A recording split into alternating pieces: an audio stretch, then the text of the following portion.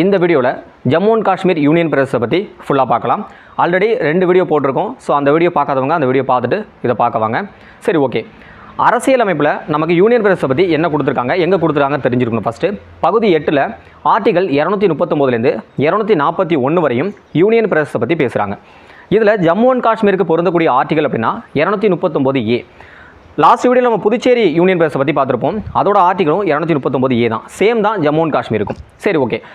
இதுக்கு முன்னாடி வரையும் ஜம்மு அண்ட் காஷ்மீர் அப்படிங்கிறது மாநிலமாக இருந்துச்சு. இப்போ யூனியன் பிரதேசமாக மாறிடுச்சு. 2019 அக்டோபர் 31 யூனியன் பிரதேசமாக நடைமுறைக்கு வந்திருக்கு.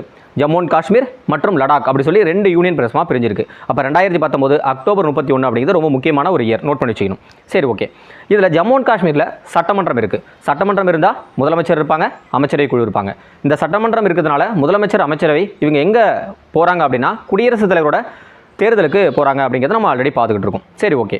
இப்போ யூனியன் அப்படின்னா என்ன சொல்லுவோம் அப்படின்னா குடியரசுத் தலைவரின் நேரடி கட்டுப்பாட்டில் இருக்கக்கூடிய பகுதி அப்படின்னு சொல்லுவோம். அப்போ குடியரசுத் தலைவரால் நியமிக்கப்படக்கூடிய ஒரு நிர்வாகியோ அல்லது துணைநிலை ஆளுநரோ கண்டிப்பாக அந்த யூனியனில் இருப்பாங்க. அப்போ ஜம்மு காஷ்மீரில் யார் இருக்கா அப்படின்னா துணைநிலை ஆளுநர் இருக்கிறாரு. சரியா? இதில் ஜம்மு அண்ட் காஷ்மீரில் சட்டமன்ற தொகுதி அப்படின்னு பார்த்தீங்கன்னா 90, நாடாளுமன்ற தொகுதி 5 இருக்காங்க. இதில் ஜம்முவில் 43, அடுத்தது காஷ்மீரில் 47, மொத்தம் 90 பேர் இருக்காங்க. நோட் பண்ணி வச்சிங்க. சரி, ஓகே. இங்கே 370 ஆர்டிகல், 35A ஆர்டிகல் அப்படிங்கிறதெல்லாம் நம்ம மாநிலமாக இருக்கும்போது படிச்சிருப்போம். ஆனால் இப்போ நீக்கப்பட்டிருக்கு. இதை பற்றி நம்ம தெரிஞ்சுக்கணும் அப்படின்னா இதோட பழைய வரலாறு நம்ம தெரிஞ்சுக்கணும். 1947 ஆகஸ்ட் 15 நம்ம சுதந்திரம் வாங்கணும். ஸோ அந்த காலகட்டத்தில் என்ன ஆகுது அப்படின்னு பார்த்தீங்கன்னா இந்தியாவில் 565 சுதேச மாகாணங்கள் இருக்குது. அந்த 565 சுதேச மாகாணங்களை ஒன்றிணைக்கக்கூடிய பொறுப்பு யார்கிட்ட இருந்து அப்படின்னா அப்போதைக்கு பிரதமராக, அதாவது துணை பிரதமராக, அதாவது இந்தியாவின் முதல் துணை பிரதமராக இருந்த சர்தார் வல்லபாய் பட்டேல்கிட்ட அந்த பொறுப்பு இருந்துச்சு.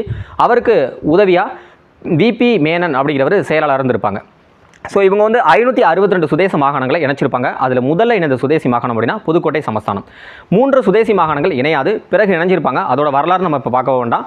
இதில் இணையாத சுதேசி மாகாணம் அப்படின்னா ஜுனாகத், ஹைதராபாத், ஜம்மு காஷ்மீர். இந்த ஜம்மு அண்ட் காஷ்மீர் அப்படிங்கிறது நாங்கள் பாகிஸ்தான் பக்கமும் இல்லை, இந்தியா பக்கமும் இல்லை, நாங்கள் தனியே இருந்துக்கிறோம் அப்படின்னு சொல்லி முடிவெடுத்தார். ஸோ ஜம்மு அண்ட் காஷ்மீரில் அரசராக ராஜா ஹர்சிங் இருந்தாங்க.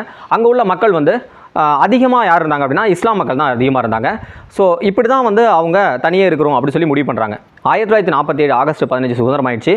ஆகஸ்ட், செப்டம்பர், அக்டோபர் 20 பாகிஸ்தான்லேருந்து படை ஜம்மு அண்ட் காஷ்மீருக்கு உள்ளே வருது. ஸோ ஜம்மு அண்ட் காஷ்மீரை இணைத்துக்கிற நோக்கத்தில் அவங்க என்ன பண்ணுறாங்க, படையை உள்ளே இறக்கியிருக்காங்க.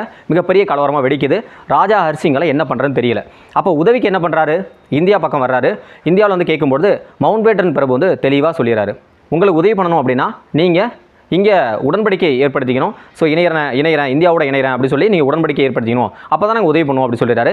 அதன் அடிப்படையில் 1947 அக்டோபர் 26 இந்தியாவோட ஜம்மு அண்ட் காஷ்மீர் உடன்படிக்கை மூலமாக இணையுது. அதுக்கப்புறம் இங்கேருந்து படைகள் போயிட்டு ஸோ இந்தியாவோட ஜம்மு அண்ட் காஷ்மீர் இணைஞ்சிருது. அப்போ இந்தியாவோட இணைஞ்சாலும் இந்தியாவில் மற்ற மாநிலங்கள் மாதிரி ஜம்மு அண்ட் காஷ்மீர் கிடையாது. இப்போ நம்மளோட மாநிலத்திற்கு நம்ம எல்லாத்துக்குமே அரசியலமைப்பு அப்படிங்கிறது நம்ம இந்திய அரசியலமைப்பு தான் ஃபாலோ பண்ணுறோம். ஆனால் அங்கே 370 அப்படின்னு சொல்லக்கூடிய மாநில சிறப்பு ஒரு ஆர்டிகல் நம்ம பயன்படுத்துகிறோம். இந்த ஆர்டிகல் என்ன அப்படின்னா ஸோ அந்த இராணுவம் ஒரு மிக முக்கியமான பொசிஷனில் இருக்கக்கூடிய விஷயங்கள் மட்டும்தான் நாடாளுமன்றம் அவங்கள்ட்ட எந்த இதுவுமே கேட்காம முடிவெடுக்க முடியும். மற்ற எந்த விஷயமா இருந்தாலும் அங்கே சட்டமன்றத்தில் நாடாளுமன்றம் பர்மிஷன் வாங்கினது போது தான் பண்ண முடியும். அப்படிங்கிற மாதிரிலாம் 370 அப்படிங்கிற சிறப்பு அந்தஸ்து கொடுத்துச்சு. 370 ஆர்டிகளை டாக்டர் BR அம்பேத்கர் அவர்கள் எழுதியிருக்க மாட்டாங்க. இதை கோபால்சாமி ஐயங்கார் அப்படிங்கிறது தான் எழுதியிருப்பாங்க.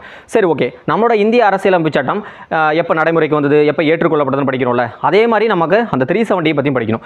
இப்போ நம்மளோட இந்திய அரசியலமைப்பு சட்டம் 1949 நவம்பர் 26 ஏற்றுக்கொள்ளப்பட்டு 1950 ஜனவரி 26 நடைமுறைக்கு நம்ம படிக்கிறோம். அதே மாதிரி 370 ஆர்டிகல் அப்படிங்கிறது 1957 நவம்பர் மாதம் 17 ஏற்றுக்கொள்ளப்பட்டது.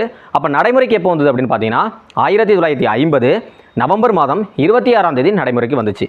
இப்போ இது எல்லாமே செயலிழந்தது அப்படின்னு பார்க்கும்பொழுது 2019 ஜம்மு அண்ட் காஷ்மீர் மாநில மறுசீரமைப்பு சட்டம் அக்டோபர் 5 அதன் மூலமாக செயலிழந்திருக்கு.